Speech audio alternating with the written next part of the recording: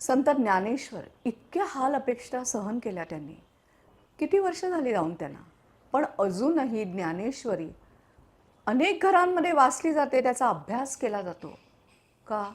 खरं तर त्यांना समाजाकडनं अशी वागणूक मिळाल्यानंतर आपल्यासारख्या सर्वसामान्य माणसाची काय रिॲक्शन असती? आपण क्रूर झालो असतो, सूड घ्यायचा या भावनेने पेटून उठलो असतो आणि मग कदाचित संहार करत सुटलो असतो. पण क्षमा आणि प्रेम या दोन अस्त्रांनी त्यांनी समाजाला रिॲक्शन दिली, प्रतिसाद दिला, प्रतिक्रिया दिली.